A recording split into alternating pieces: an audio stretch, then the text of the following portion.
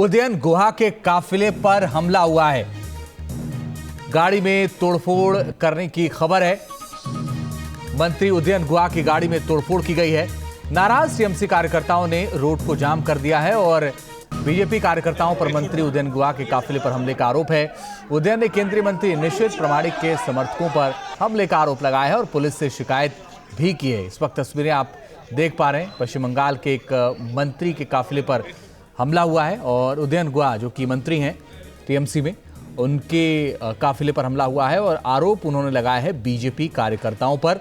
नाराज टीएमसी कार्यकर्ताओं ने रोड को जाम कर दिया है और वहां पर बवाल कर रहे हैं। निशित प्रामाणिक के कार्यकर्ताओं पर हमले का आरोप है कि उदयन ने केंद्रीय मंत्री निशित प्रामाणिक समर्थकों पर हमले का आरोप लगाया है और पुलिस से इसकी बाकायदा शिकायत भी की गई है। तापस सेन गुप्ता हमारे सहयोगी ज्यादा जानकारी के लिए फोन लाइन पर जुड़ गए। तापस, बताइए क्या अपडेट है। जी देखिए, कूच बिहार जितना नजदीक आ रहा है ये चुनाव, उतना ही हॉटस्पॉट बनता जा रहा है और ये उदयन गुहा और निशित प्रामाणिक के बीच ये दूसरी झड़प हमने देखा पिछले 2 हफ्तों में।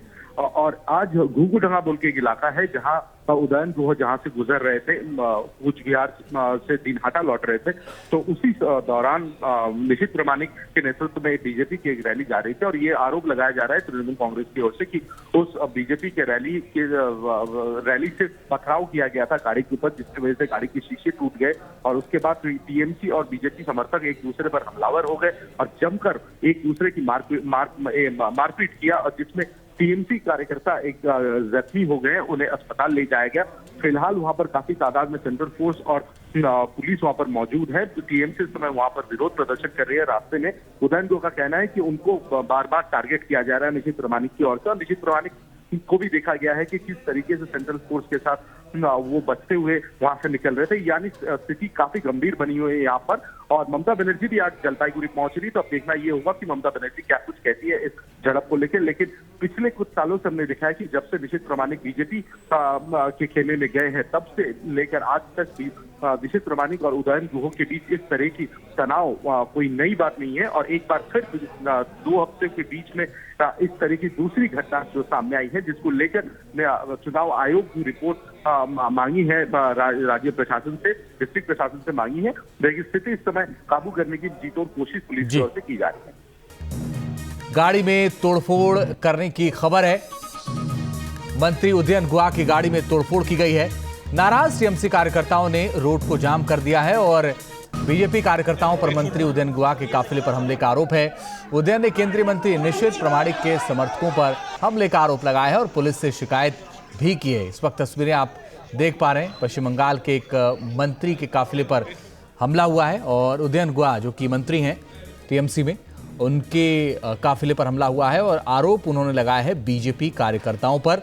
नाराज टीएमसी कार्यकर्ताओं ने रोड को जाम कर दिया है और वहां पर बवाल कर रहे हैं। निशित प्रामाणिक के कार्यकर्ताओं पर हमले का आरोप है कि उदयन ने केंद्रीय मंत्री निशित प्रामाणिक समर्थकों पर हमले का आरोप लगाया है और पुलिस से इसकी बाकायदा शिकायत भी की गई है। तापस सेन गुप्ता हमारे सहयोगी ज्यादा जानकारी के लिए फोन लाइन पर जुड़ गए। तापस, बताइए क्या अपडेट है। जी देखिए, कूच बिहार जितना नजदीक आ रहा है ये चुनाव, उतना ही हॉटस्पॉट बनता जा रहा है और ये उदयन गुहा और निशित प्रामाणिक के बीच ये दूसरी झड़प हमने देखा पिछले 2 हफ्तों में।